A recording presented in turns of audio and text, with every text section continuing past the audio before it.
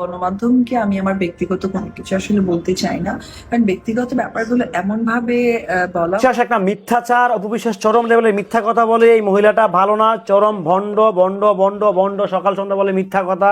সাকিবের সঙ্গে আমার সংসার, সাকিবের সঙ্গে আমার এই, সাকিবের সঙ্গে আমার সেই, সাকিব আমি জয় খুব ভালো আছি, সুস্থ মতো আছি, শান্তি মতো আছি, আমাদেরকে যেন কেউ ডিস্টার্ব না করে। আমি জয় সাকিব তিনজন মিলে সুপারভাবে সংসার করছি। রীতিমতো এইসব কথা একটা ফ্যান বেস ছড়িয়ে দিচ্ছেন এবং কি অপু বিশ্বাসের মান ইজ্জতের 12টা বাজানোর চেষ্টা করছেন। হ্যালো এভরিওয়ান, আসসালামু আলাইকুম। শিমুল আছি আপনাদের সঙ্গে। ঢালিউড কুইন অপু বিশ্বাস, যাকে নিয়ে রীতিমতো এখন বাজারে মানে কিছু ছ্যাঁচড়া থাকে না, কিছু ছ্যাঁচড়া, কিছু টোকাই, কিছু ছ্যাঁচর, যাদের আসলে কোনো কাজ নাই আসলে। যেমন আমি আমি আমি নিজে কাজ করে খাই। আমি এই যে আপনাদের সামনে ক্ষমাটা দেখাই যাচ্ছে না, এটা ভাই আমার ডিউটি আওয়ারের পরে দেখাই দিয়েছি। সো আমি কাজ করে খাই। যারা ধরেন কাজ পায় না, কাজ নাই, এইসব করেই খায়, সো তারা বেসিক্যালি হচ্ছে অপু বিশ্বাসের সমালোচনা করে। ভিউজ আসে মানে টাকা আসে। আর এমন সুন্দর করে কথাগুলো বলে মনে হয় যে ওই যে উনি ওনার আপন মারপেটের ভাই, ঠিক আছে, কিংবা ওনারা আপন মারপেটের ভাই। ভাইরে, অপু বিশ্বাসের সম্বন্ধে তোরা কি জানিস? হ্যাঁ, একটা মানুষের নেগেটিভ প্লাস হচ্ছে পজিটিভ দুটা সাইড থাকবেই। তোর নাই, তোদের নাই, ডেফিনেটলি আছে। তোরা কিন্তু দুটো তুলসী পাতা।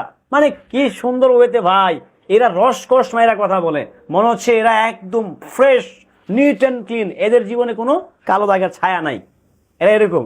সো ঢালিউড কোন অপু বিশ্বাসকে নিয়ে হ্যাঁ কথা বলতেই পারেন ভাই আপনারা, আমি সম্মান দিয়ে বলতেছি, কথা বলতেই পারেন। বাট একটা মানুষকে নিয়ে এরকম মিথ্যাচার, এরকম নেগেটিভিটি কেন ভাই? তার কাজের সমালোচনা, তাকে নিয়ে সমালোচনা আপনারা করতেই পারেন, সেটা রাইটস আপনারও আছে। আমি নিজে কথা বলি, আমি নিজেই হচ্ছে অপু বিশ্বাস নিয়ে মাঝে মাঝে সমালোচনা করি, পাবলিক নিয়ে তো করি।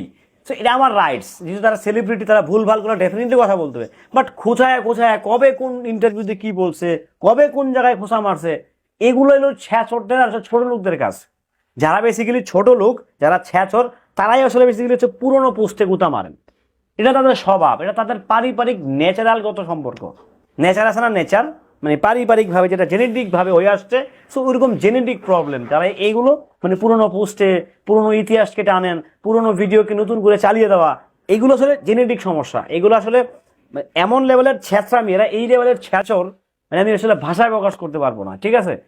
সেটা বুবলি হোক, সেটা অপু হোক, সেটা যেই হোক, হোয়াট এভার। ভাই তারা পিছনে কি করে আসছে সেগুলো তো টানিস কেন? সামনে কি করতেছে, সামনে তাদের কি প্ল্যান সেটা ভাব, সেটা টান না। তোরা তো বংশ পরম্পরায় ছ্যাঁচর, তোরা ছ্যাঁচরের ঘরের ছ্যাঁচর। সো তোরা এগুলো করবি, এটা তোদের জেনেটিক সমস্যা। এগুলো তোদের নেট মানে থাকে না, জন্মগত কিছু বংশ পরম্পরায় থাকে না, যে সংসারে দেখে আসতেছে যে বাপ মা গালাগালি করে, সো ছেলেও বড় হয়ে গালাগালি করতেছে। তো এরকম জন্মগত কিছু সমস্যাওয়ালা লোক আসলে বেশিরভাগ সোশ্যাল মিডিয়াতে বসবাস করতেছে। আর সেই জন্যই অপু বিশ্বাসের বদনামটা লাভ নাই।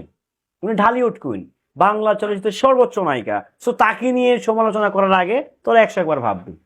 অপু বিশ্বাসের নখের যোগ্যতা কি তোদের আছে রে? ছাগল গোলা ছাপড়ি চুপড়ি সোশ্যাল মিডিয়াতে ভরে গেছে। আসলে আমি কারণ নাম নিচ্ছি না, দয়া করে কেউ ব্যাপারটাকে গায়ে মাখবি না।